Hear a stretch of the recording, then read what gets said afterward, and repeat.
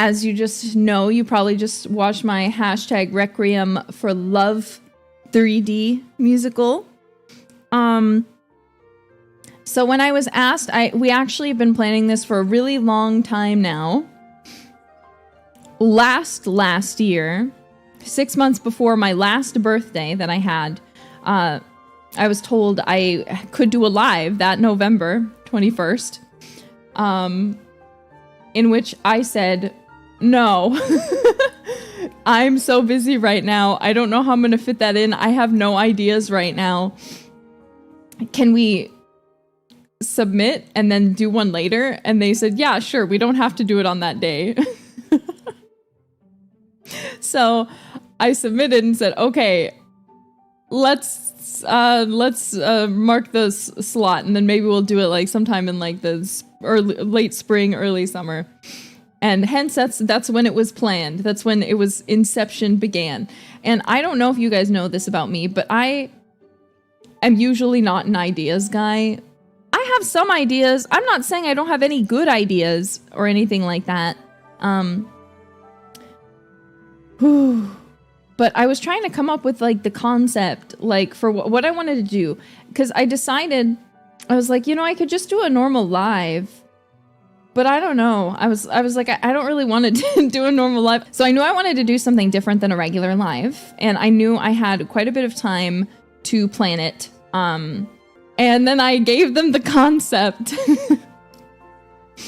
And everyone was really confused. Everyone was like, we haven't really done something like that before. Like, they're like, we've done the Missing Promise, but what you're asking for is kind of like different. Because I was like, oh, I want there to be fight scenes. They're like, what the hell are you talking about, Nerissa Ravencroft? Nerissa Ravencroft, what the hell are you asking us to do?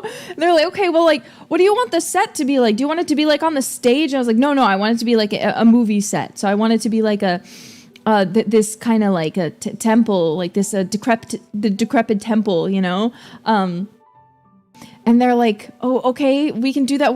But it needs to be a stage. And I was like, okay. And originally there was like the audience area, like the area with all the plants was like an audience area. And I was like, I'm going to need you guys to delete that. I was like, that looks so bad. And they're like, but it's a stage. I was like, not anymore. It's not. It's a field of weeds. Get rid of it.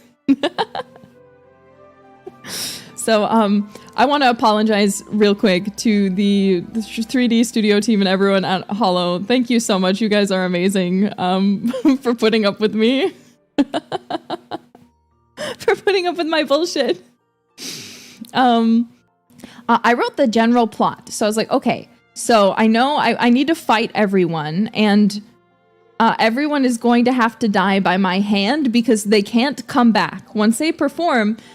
Because it'll be really difficult to like, when you're actually doing the scripts and stuff, right? It'll become increasingly more difficult with something like this to have more people on at once. And especially since the studio's like, we haven't done something like this before.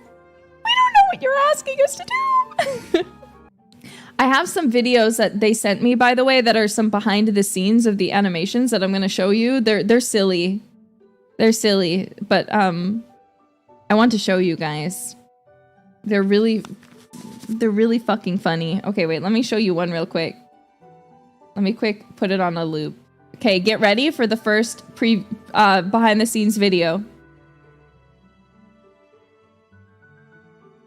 Takanashi Kiara is spinning. She's spinning on it. Yeah, she took a little bit of a tumble. Just a little bit.